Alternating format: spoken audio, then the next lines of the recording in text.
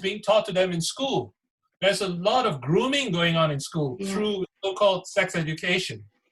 I agree that sex education, if done properly, will give the children important information they need about sex. The problem is the way it's done in practice in the UK is only encouraging more sexual experimentation for children who technically are under the age of sexual legal consent, which amounts to sexual grooming, which is only helping people, adults, who want to sexually abuse children. So what you have is state-sponsored grooming under the guise of sex and relationships education in practice, because the state increasingly wants to expose younger and younger children to the kind of sex education that only encourages them to experiment with sex rather than teaching them responsibility about sexual behavior, rather than teaching them about how to protect themselves from sexual abuse. So this has become a very big tool for indoctrinating the children into having a very practically anything goes attitude towards sex.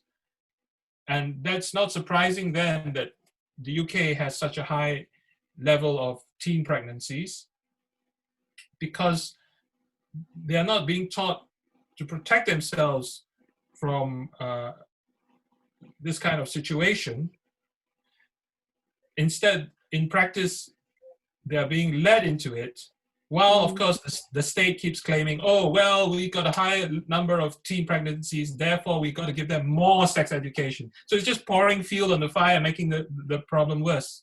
Yeah, and I think so they're using create a whole generation of children who are open to being easily seduced or abused by adults. Yeah. I think they're using the excuse as well that because we have such a high rate of teenage pregnancy, we therefore have to lower the age of sex education. So now it's actually starting in primary school. It's not even just secondary school anymore. And I was quite shocked to discover that. Yes. And I think they've been talking about exposing children as young as 3 to so-called sex education. So is it sex education or is it grooming education? I'd say it's grooming at that age. They don't need to be aware of anything to do with that at that age. Yeah, exactly. So this, I think, is also another sign of Satanist influence in our society. It's no secret, I believe, that Satanists are very keen on influencing how we educate children in this country. And that's one of the reasons why many of them get into the education system and even into the Department for Education.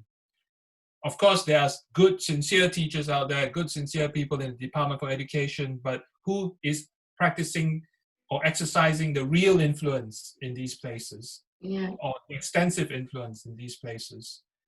Because we need to open our eyes to what our children are being exposed to so that we can better protect them. I feel sorry sometimes for parents in this country that they have so many minefields that they have to deal with in order to protect their children. So, for example, I know of parents who have objected to the kind of sex education that children were being exposed to, and then social services gets in and starts threatening that maybe they'll take their children away because they're being very unpolitically correct, questioning the LGBT influence on their children in sex education. I know at least one mother who's been through that.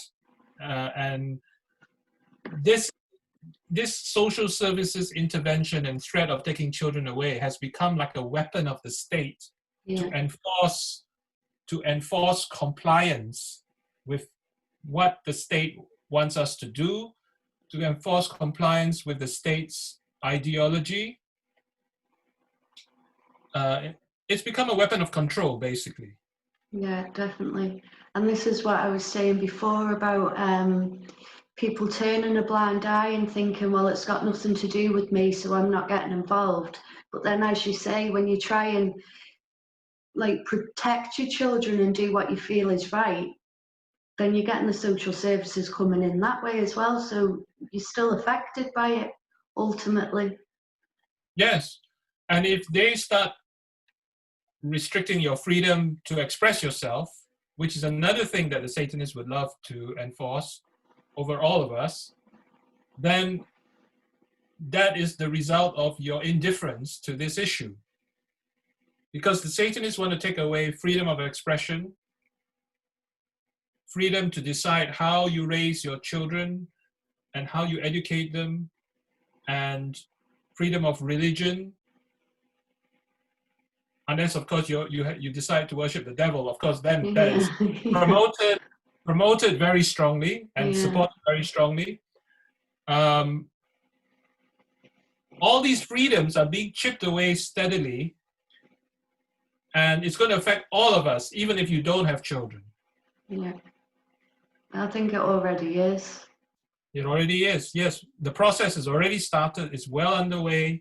Are we going to wake up and realize that SRA is a key to exposing all that's going on and to really weakening the influence of the Satanists in our society? Once you expose SRA, the other things that the Satanists are up to will start to be increasingly exposed. It will open up the whole subject of what are the Satanists doing to our society once we start with exposing SRA, because SRA is so horrific and so criminal that when you expose that, the public will start to ask a lot of questions about what are these Satanists doing in our society? Why have they been able to corrupt the police? Why have they been able to infiltrate and corrupt the social services? What is their agenda for our society? People will really start to wake up then. But we got to start with SRA.